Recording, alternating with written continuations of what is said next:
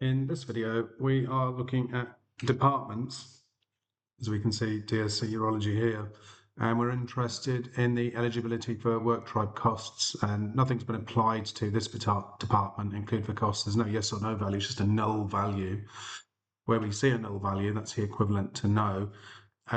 What we're looking to do in this particular test is to see changes made to the eligibility Worktribe costs at a department level from the front end within Fusion on an HCM record.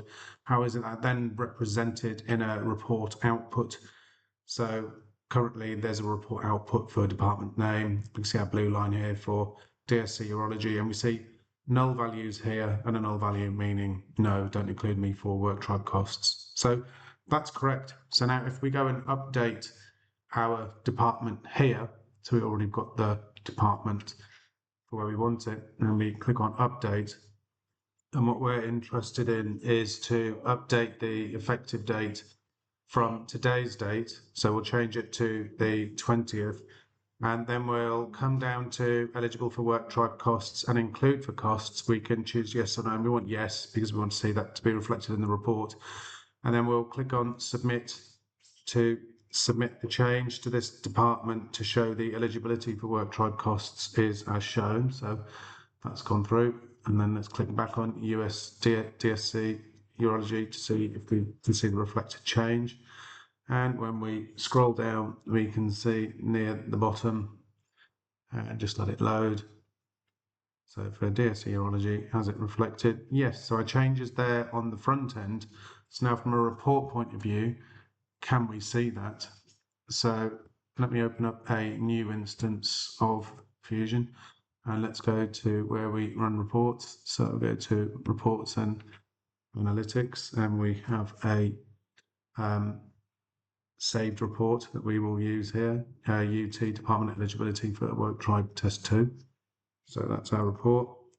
Let's go into the process of running that. You can see it whirring away in the background. Let's get an output now, and then we'll reconcile that output to what we've just made in the back end. So let me export this to Excel. Click on export data, Excel. It's exporting now. That's very quick. Nicely exported. And let me enable this Excel sheet for editing. Just click between A and B, then just shorten it. Let's put filters on the top line, and then after the filters, let's have a look for our DSC departments. So I want DSC, and I want urology, and I can now see that has changed to yes. So where previously we had a null value because there was nothing there, we now have a yes value. So this is a successful test to show how the saved report that we used does show successfully from the front end changes to eligibility for Worktribe costing at a departmental level, either changed from null to yes, and in a previous test we've looked at yes to no. So it's a decent report. It can be relied upon. I would say the only caveat to that may be sometimes we are making a change, we don't see that reflected here in the report, and that's because a precursor process needed to be run, and the name of that process was import Oracle Fusion data extensions for transactional business intelligence. And when running that process, we would need to go on to schedule new processes, and you would type in the name or paste the name and click OK, and then be cognizant of the values that you want for the basic options. I went for all. If it was just HCM records, which departments are coming from, you could argue, well, you only need to go for that way.